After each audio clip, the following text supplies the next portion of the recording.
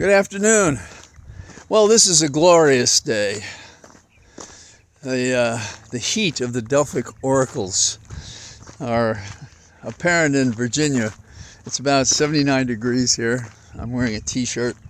There's a little wind, but I feel just perfect. Because today we brought to bear the law on a lawless man.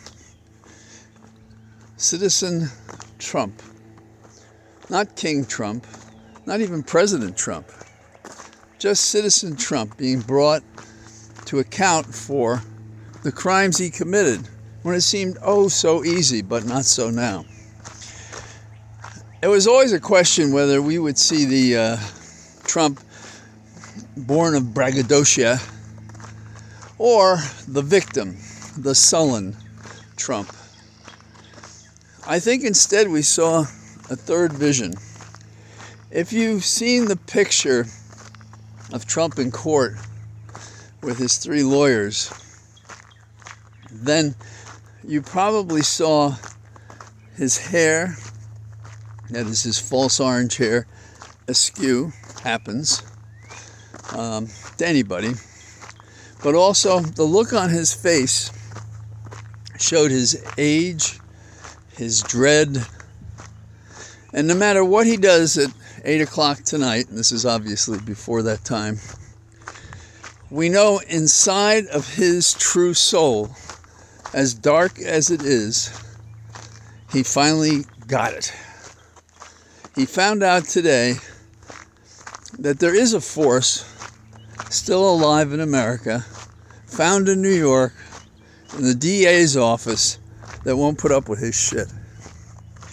Now, a couple of days ago, I outlined what I thought the case would be if I were making it, and I don't think what I said was so extraordinary. It seemed obvious to me, but everyone else was saying the contrary.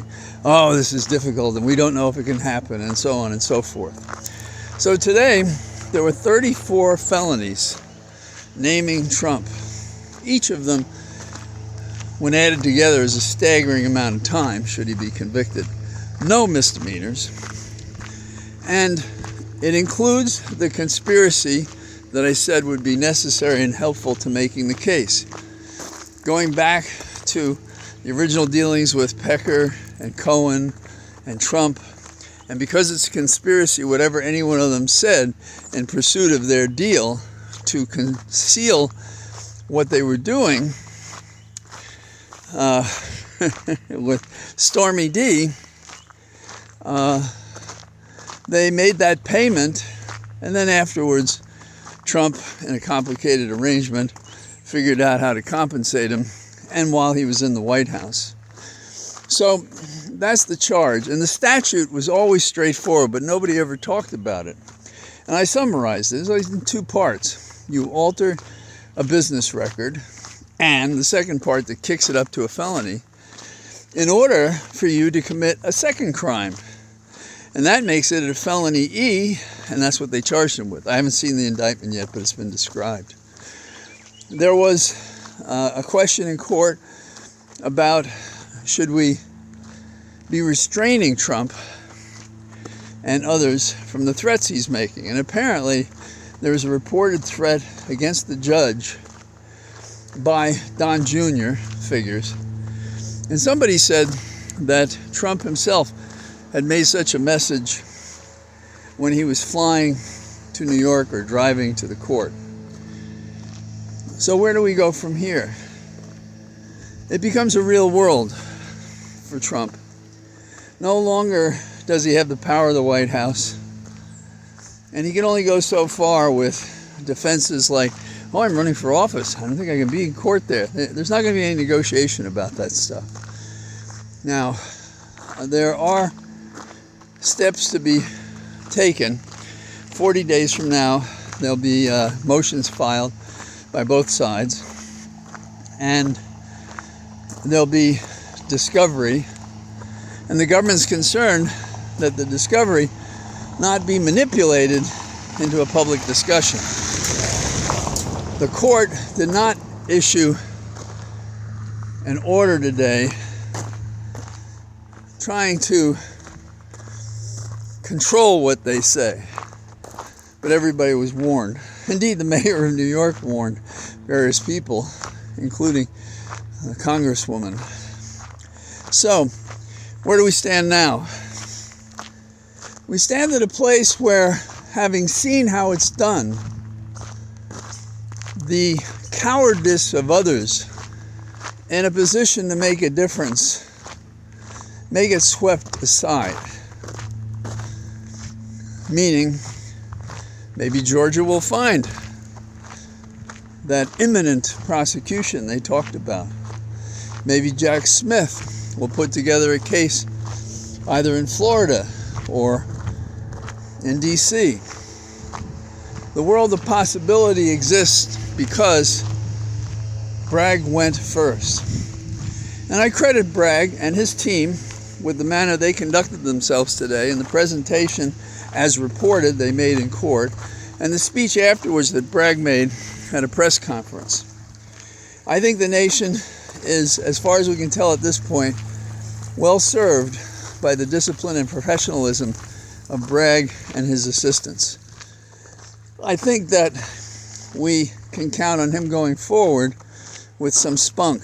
And those people who were dreading the ability of these charges to be sustained and they're so unusual, well, Bragg said this is the device we use in all of these cases when people make these false entries. And it is the kind of thing that happens when people are bribing and doing things like, buying silence from a woman. Now, there's some talk about Gallagher, the other woman that Trump had an affair with. And the question is, how does she come into the mix at the trial? There's a section of the code 404, which is similar acts. Just one similar act, I don't know if that's persuasive to me, but when I see the indictment, I'll know if she fits in. The other thing besides the campaign violations, and there's a conspiracy charge in the state campaign violations, New York State, and that's one of the things that Trump obviously sought to avoid. But there are also tax charges in the indictment. So, from little acorns, big trees do grow. Good for us, bad for Trump, good for the nation. The Republic is on a path through fits and starts to being restored, protected from these criminals of the state, from these autocrats and dictators and the people in Congress whose souls are stained by defending and supporting this worthless man. So, yes, we'll presume he's innocent, but we're not going to beat our breasts and apologize as if we have to treat him tenderly. I, for one, would have done the mugshot, but they didn't do that, and it's not a big thing, except for the fact that Trump has created his own t-shirt with a mugshot on it, and it'll cost you $47 if you want it as a memento. I'm thinking in a few short days or weeks it'll be worth 5 cents a shirt, and then people will be using it to buff their shoes or clean the hubcaps on their cars. So that's all I got today.